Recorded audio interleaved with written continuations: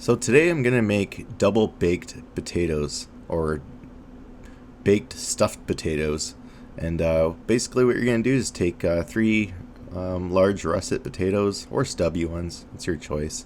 Uh, Clean them, wash them, and then you want to dry them off and soak them in olive oil, and then you want to bake them for 1 hour at 400.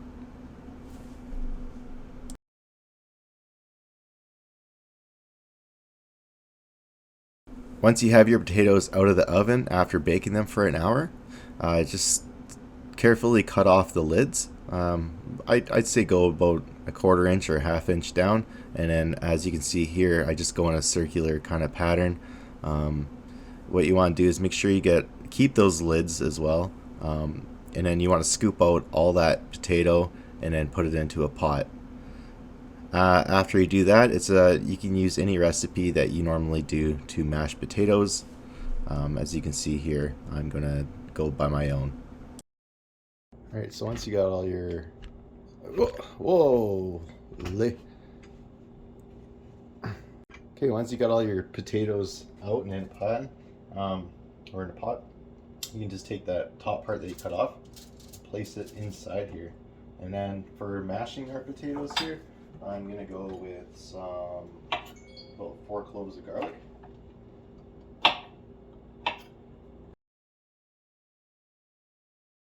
If you really want to know what I did to make my mashed potatoes, I really just kind of eyeballed it. I went with 4 cloves of garlic, a couple sticks of butter, added a little bit of milk.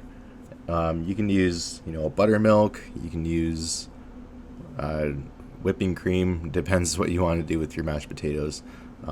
They're very easy to make. I even chopped up some little bit of green onion in there, and I also took some shredded Parmesan, not Parmesan, white cheddar cheese, and I put it in there as well. Well, once you got all your mashed potatoes in here, I like to just kind of go over it with a fork. You can make them look fancy. You want to preheat that oven again to 400. Are not looking fancy right now, but you know what I mean. You can make like designs and stuff with them if you want. They are awesome though. I just tried a spoonful. They are gonna be wicked. I spent far too much time trying to pretty up my potatoes, so I'll fast forward this part for you.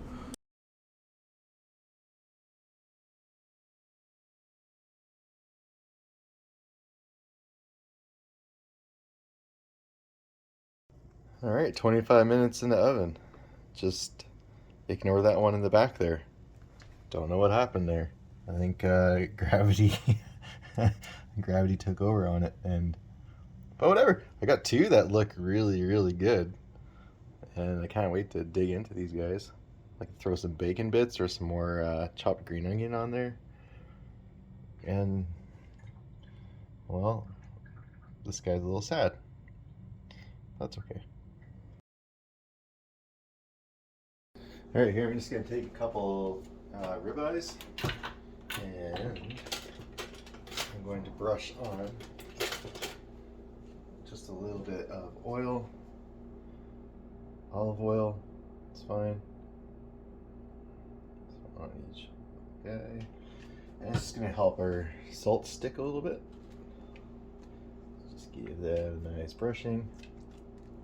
And right now I have my cast iron skillet inside the oven, and it's been heating up for about 10 minutes or so at 400 degrees. So I'm going to give a generous amount of salt here.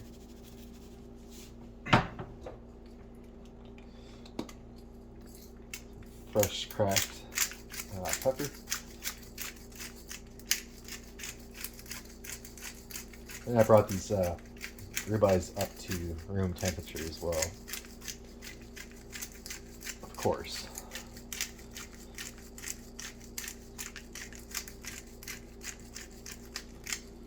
Don't mind my sad potatoes here, they just sat a little too long. They're okay though. I'm gonna get them back in the oven as well. They will be fine. Believe So here I'm just doing the same thing I just did to the other side of the steak. Brush on some olive oil, salt and pepper, and we're good to go.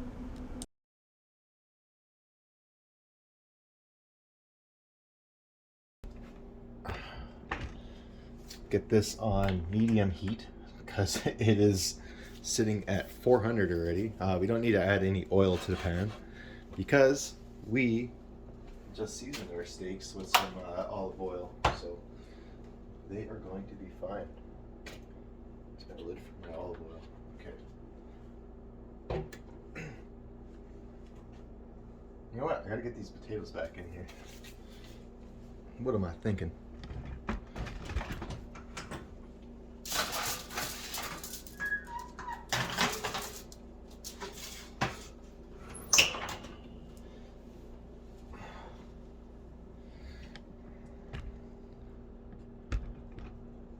Okay.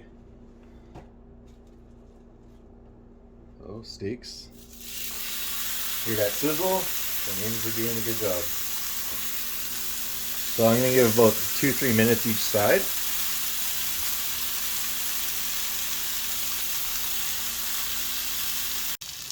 Okay, it's been 3 minutes, so give it a flip.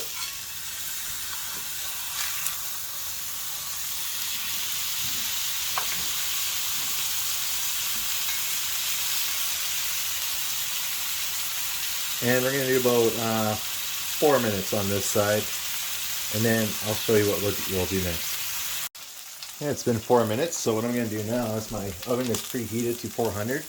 By the way, take a look at those potatoes. I told you I fixed them. I just kind of rearranged the mashed potato a little bit and put them under the broiler for a couple minutes, and now they look fantastic again. Yeah, our steaks here. I'm just going to pop into the oven for about 6 minutes.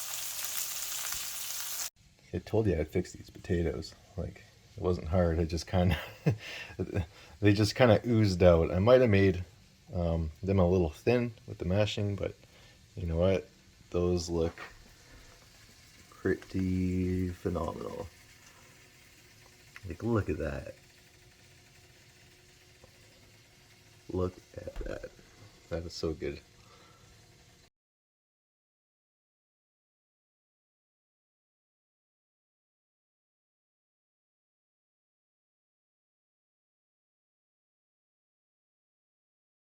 Okay, just out of the oven. Now what I'm going to do is add some butter. Normally I would say unsalted butter, but salted is what I got, so that's what I'm going with. So let's get our heat back to about medium. It's a lot of butter. And put about medium heat again. I'm going to take 2 cloves of garlic.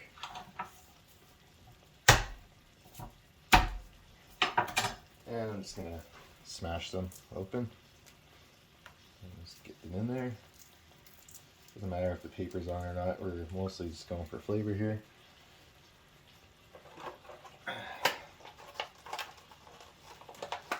And I got some thyme twigs.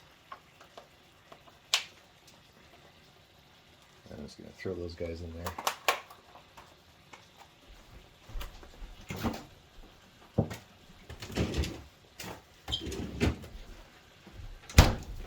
And do not grab this handle because this handle has been in the oven and it will bite you. Not bite, it will. So after watching my video and during editing, I seen where I made my mistake and why my steak came out well done. I will say my steak did turn out very tender though, so even though it was well done, it was actually very tender. It's going to be very hot.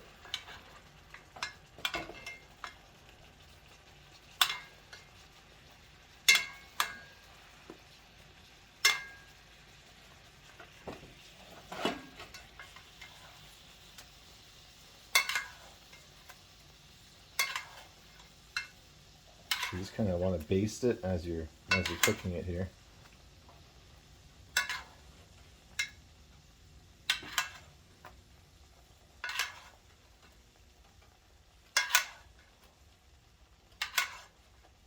I'm going for about medium well, so all the sides coated in there.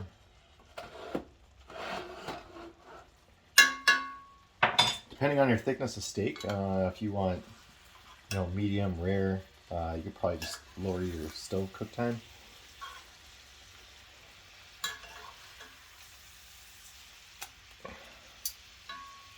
Yeah, it's gonna give this a couple minutes. Same thing.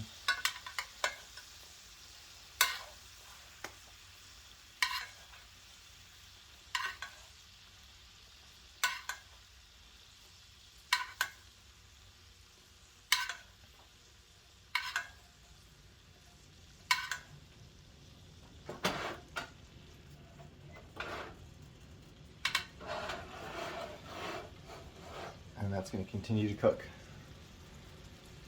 So I'm going to take the heat off.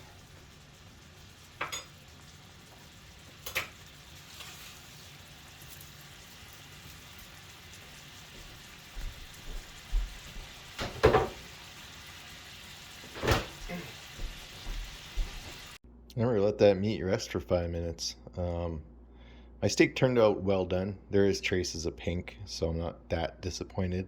It's my first method of doing it like this in the oven. I would recommend with a smaller cut of steak to do only just a few minutes, and I would have been fine. But overall, it looks amazing, and I'm going to dive in.